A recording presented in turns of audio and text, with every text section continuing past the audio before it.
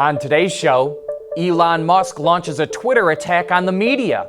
The Trump administration is investigating whether imported cars pose a national security threat. And Toyota is gearing up to expand production of fuel cell vehicles.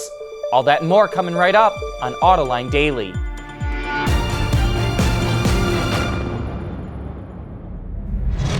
This is Autoline Daily, the show for enthusiasts of the automotive industry.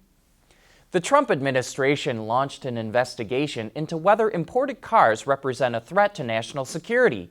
It's all with the idea of raising tariffs on imported cars, though it will take months before any determination is made. And any protectionist moves will likely get challenged by other countries in the World Trade Organization, or WTO. Of course, it's entirely possible that the Trump administration is using this as a bargaining chip, especially in the ongoing NAFTA negotiations, which seem to be making no progress at the moment. The U.S. imposes a 2.5% import tariff on passenger cars and a 25% tariff on trucks, except those imported from Canada and Mexico. Last year, about half of all vehicles sold in the U.S. were imported, including those from Canada and Mexico. Tesla has been in the news for all the wrong reasons lately, and that prompted CEO Elon Musk to fire off a series of tweets yesterday criticizing the media for its coverage of the company. He said the media is negative because of advertising money from big oil and traditional car companies. He also criticized the media for comparing his media attacks to Trump's Twitter tirades. Apparently, he doesn't believe in the phrase, "Don't shoot the messenger." Still to come, mapping company here creates over-the-air software for any automaker to use. Autoline Daily is brought to you by Bridgestone Tires, your journey, our passion. Dow Automotive Systems, advanced materials that deliver better results. Lear, a global leader in automotive seating and electrical systems. And by Borg-Warner, propulsion solutions that support a clean, energy-efficient world. Other than Tesla, no automaker currently has extensive over-the-air or OTA update capabilities. But that could soon change. Mapping company here just introduced a solution called OTA Connect that any automaker can adopt into a connected vehicle. Any automaker can get their hands on it because the system was designed to integrate into the automaker's back end and uses open source technology.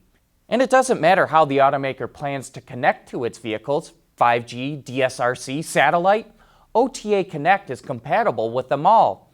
It's also backed by Optane, a security framework approved by the U.S. Department of Homeland Security.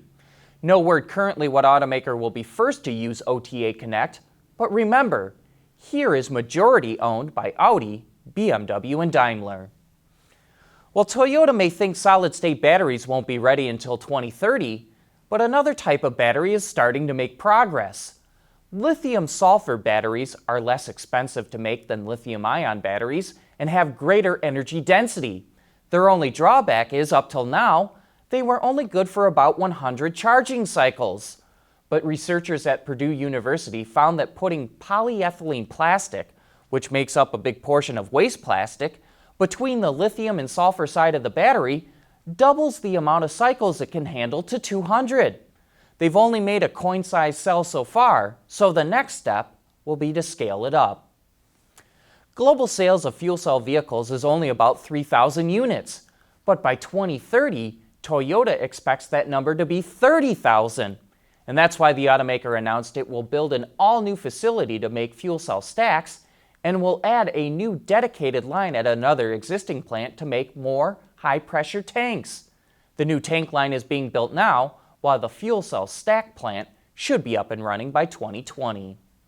Coming up next, Ford provides some serious upgrades for the Raptor.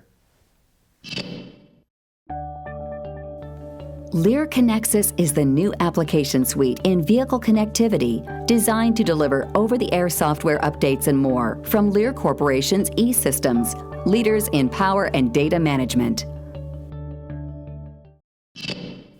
Ford is providing some interesting upgrades to the Raptor. It includes electronically controlled adaptive shocks from Fox, which maximize the use of the Raptor's 13-inch front suspension travel with 13.9 inches in the rear. The system uses sensors to detect when the truck is in midair to set the shocks to full stiffness to prevent the truck from bottoming out when it lands. The Raptor also gets what Ford calls trail control, which is a cruise control for off-road situations. It can be engaged from speeds from 1 mile an hour to 20 miles an hour, depending on the driveline selection. And because all this improves the truck's off-road capabilities, it also gets front Recaro seats with some serious bolstering to keep the driver and passenger in place. And a programming note here. There will not be an Autoline After Hours this afternoon. The crew is going to be at the SAE Foundation dinner tonight, which is honoring Jose Munoz, the Chief Performance Officer at Nissan, for his leadership in the industry. We're going to be shooting an Autoline this week of that event that will air later. But After Hours will be back here next Thursday when we'll have Brian McKay, the head of powertrain technology for North America for the supplier Continental. That wraps up today's show. Thanks for watching.